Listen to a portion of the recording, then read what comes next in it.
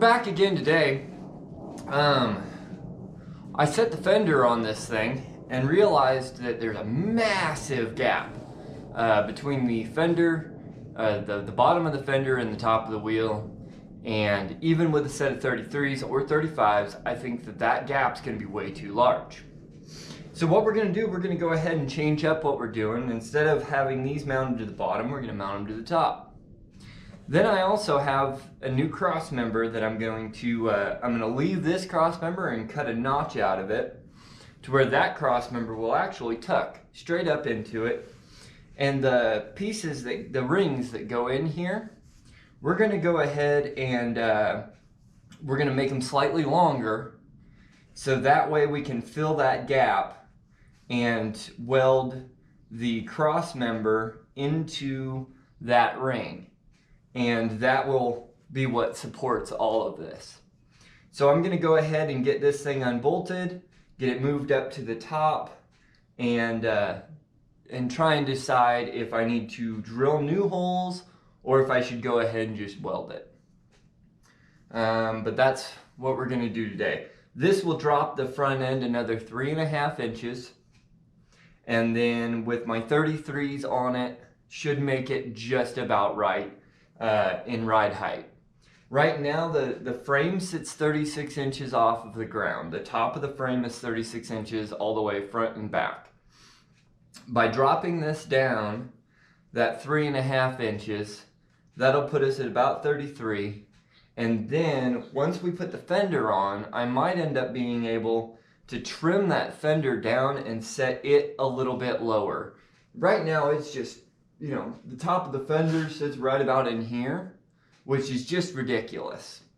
So we'll get this thing sitting a little bit lower. I don't want to lose a lot. I don't want to lose too much of my ground clearance, but we may, we'll do what we can to save our ground clearance and get this thing a little lower.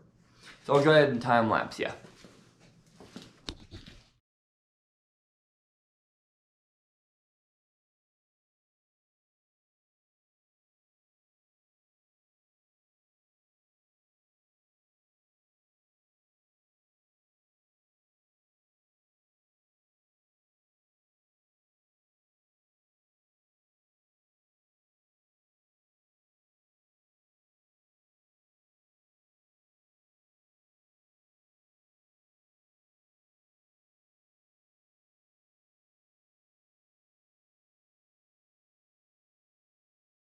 Alright, so here we are with our front cross member.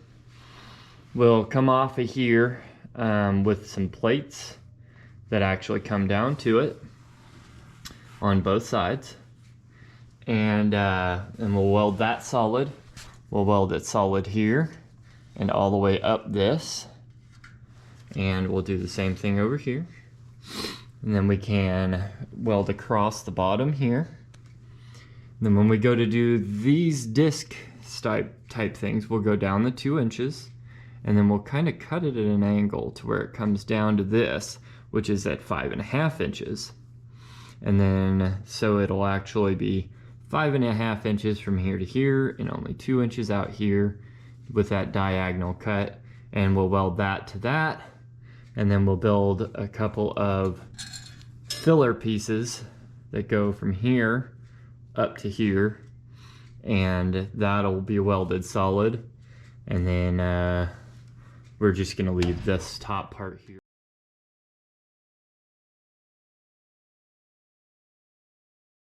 Hey, I've got a couple of straps holding it because I don't have the panhard bar bracket built yet. The reason I wanted to wait on the panhard bar bracket is because we need to locate our steering box. The steering box is going to be one of the more difficult things that we're going to do, because not only do we have to take the alignment of the front wheels into consideration, but we also have to take the steering shaft into consideration. This box is designed to be heavy as hell, but the mounting flanges are on this side. So it's going to have to mount somehow like this. But if we go too far in, then our arm is going to be too far that direction. So we're going to actually have to mount this like pretty far out here in order to get this arm lined up with this arm.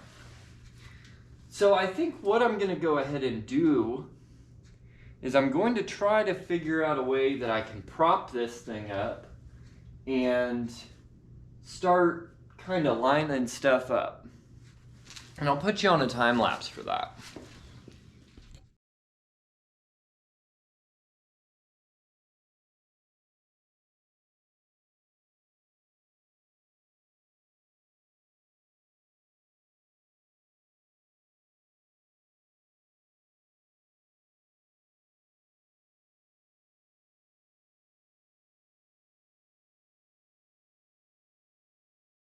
Okay, so we decided to go with a 1980 Ford F-150 steering box. And what we're gonna do, I put the fender on just to kind of see what it would look like. But we're gonna go ahead and make a plate for the back side of here. Yeah, get in view. We'll plate this all the way up to the top of the box here. So that way we got all 3 bolt holes.